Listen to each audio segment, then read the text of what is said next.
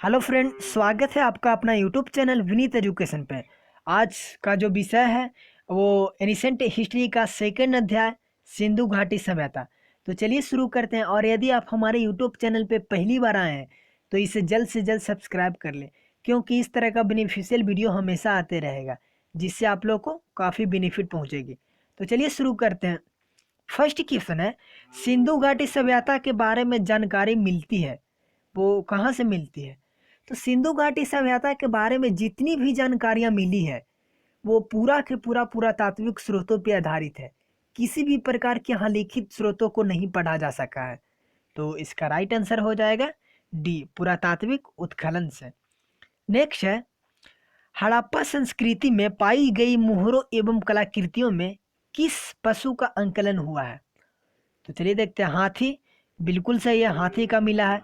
बाघ का भी मिला है, हिरन का भी और गैंडे का भी यहाँ मिला है। तो इसका राइट आंसर हो जाएगा ई, इसमें से सभी। नेक्स्ट है, मिलान करें। इसमें पुरातात्विक स्थल दिया हुआ है और एक किस नदी के किनारे है वो पूछा जा रहा है। तो चलिए देखते हैं। दायमाबाद। तो दायमाबाद जो महाराष्ट्र के गोदावरी नदी के तट पर स्थित है, ये गोदावरी के नदी के तट पर स्थित है। दायमाबाद सिंधु जो घाटी सभ्यता है उसका सबसे दक्षिण स्थल है, तो इसको आप ध्यान रखिएगा।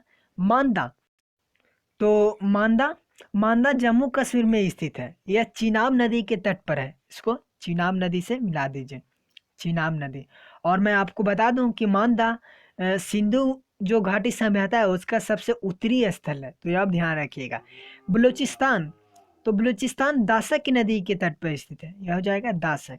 और आलमगीरपुर जो यूपी के हिंडन नदी के तट पर है, हिंडन नदी। और यह भारत का सबसे जो सिंधु घाटी सभ्यता है उसका सबसे पूर्वी स्थल है, तो इसे आप ध्यान रखिएगा। इस तरह से इसका राइट आंसर हो जाएगा ए। नेक्स्ट क्वेश्चन की ओर चलते हैं।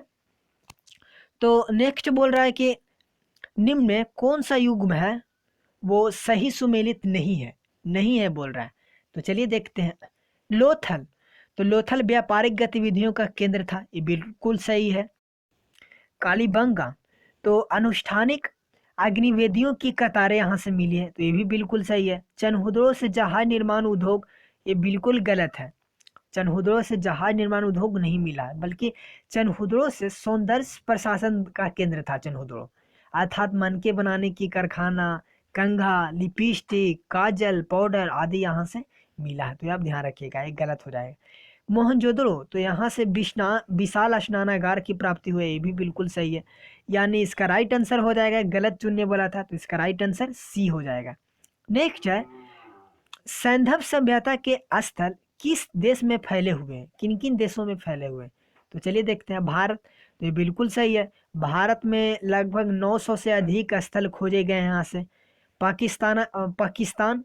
तो पाकिस्तान से भी लगभग 500 से अधिक स्थल खोजे जा चुके हैं, भी बिल्कुल सही है। चीन। तो ये तो इसका तो अलग सभ्यता है, ये गलत हो जाएगा। अफगानिस्तान। तो अफगानिस्तान में भी सिर्फ 2 स्थल यहाँ से मिले, यानी ये भी शामिल है सिंधु घाटी सभ्यता के। तो यानी इसका राइट आंसर हो जाएगा ई, ए बी डी तीनों। नेक्स्ट क्वेश्चन की ओर चलते हैं। तो 6 नंबर बोल रहा है कि निम्नलिखित सैंधव सभ्यता का भारत में स्थित स्थल कौन सा है? भारत में स्थित स्थल कौन सा है? तो मोहनजोदड़ो। तो ये तो पाकिस्तान में है, गलत हो जाएगा। लोथल। तो लोथल बिल्कुल सही है, लोथल गुजरात में स्थित है, ये सही हो जाएगा। और लोथल आप जानते होंगे कि सिंधु घाटी सभ्यता का बंदरगाह था या व्यापारिक केंद्र इसको बोल सकते हैं। हड़प्पा। तो यह भी गलत हो जाएगा, यह भी भारत में स्थित नहीं है। चनहुदड़ो, यह भी भारत में स्थित नहीं है, तो इसका राइट आंसर हो जाएगा, वो हो जाएगा बी। नेक्स्ट क्वेश्चन की ओर चलते हैं। सिंधु घाटी सभ्यता का कौन सा स्थल गुजरात में स्थित नहीं है? गुजरात की बात बोल रहा है, ध्यान दीजिएगा, गुजरात में स्थित नहीं है। तो चलिए देखते हैं। लोथल। तो बिल्कुल सही है, लोथल गुजरात में स्थित है। धौलावीरा। तो ये भी बिल्कुल सही है, ये भी गुजरात में है। रंगपुर भी गुजरात में है। संगौली। तो संगौली गुजरात में नहीं बल्कि यह मध्य प्रदेश में है, और आप लोग जानते होंगे कि मध्य प्रदेश में इसका विस्तार लगभग नहीं था, तो इसका राइट आंसर हो जाएगा डी। नेक्स्ट क्वेश्चन है, सिंधु सभ्यता किस युग से संबंधित है? प्रागैतिहासिक काल, अर्ध ऐतिहासिक काल या ऐतिहासिक या उत्तर ऐतिहासिक? इसका राइट आंसर हो जाएगा अर्ध ऐतिहासिक काल। अर्ध ऐतिहासिक काल उस कालखंड को कहा जाता है जिसका पुरातात्विक स्रोत भी प्राप्त हुआ है और साहित्यिक स्रोत दोनों प्राप्त हुआ है, लेकिन उन साहित्यिक स्रोतों को अब तक पढ़ा नहीं जा सका है। तो इसका राइट आंसर हो जाएगा बी, अर्ध ऐतिहासिक काल। नेक्स्ट क्वेश्चन की ओर चलते हैं। तो मोहनजोदड़ो के जो लोग थे वो मुख्यतः किस प्रकार के थे या किस जाति के थे?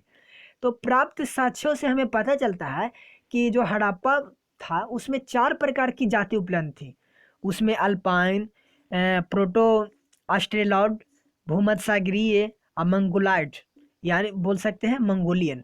तो इसमें जो परंतु मोहनजोदड़ो के जो निवासी थे वो मुख्यतः अधिकांश भूमध्यसागरीय थे।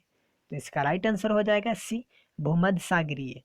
नेक्स्ट क्वेश्चन की ओर चलते हैं। मिलान करने, चनहुदड़ो से बिल्ली का पीछा करते हुए कुत्ते का निशान यहाँ से मिला है, तो ये हो जाएगा 3 से। लोथल जिसे गोदीवाड़ा कहा जाता था, यहाँ ट्रेडिंग पॉइंट था, ये हो जाएगा गोदीवाड़ा। कालीबंगा जूते हुए खेत का साक्ष्य मिला है, यानी निशान मिला है। सुरकोटदा, तो सुरकोटदा से घोड़े की अस्थि के साक्ष्य मिला है, तो यहाँ भी ट्रेडिंग पॉइंट था, ये हो जाएगा घोड़े की अस्थि का साक्ष्य। इस तरह से आप लोग मिला लीजिएगा, इसका राइट आंसर हो जाएगा डी हो जाएगा। नेक्स्ट क्वेश्चन की ओर चलते हैं। तो बोल रहा है कि सिंधु घाटी सभ्यता कहाँ तक विस्तृत थी? तो इसका राइट आंसर हो जाएगा, आप लोग देख लीजिएगा, इसका राइट आंसर हो जाएगा डी, पंजाब, राजस्थान, गुजरात, हरियाणा, उत्तर प्रदेश, सिंध और बलूचिस्तान। इसका राइट आंसर हो जाएगा डी। नेक्स्ट क्वेश्चन की ओर चलते हैं। तो बोल रहा है कि हड़प्पा में एक उन्नत जल प्रबंध निकासी का पता चला है, वो कहाँ से पता चला, किस स्थल से पता चला है?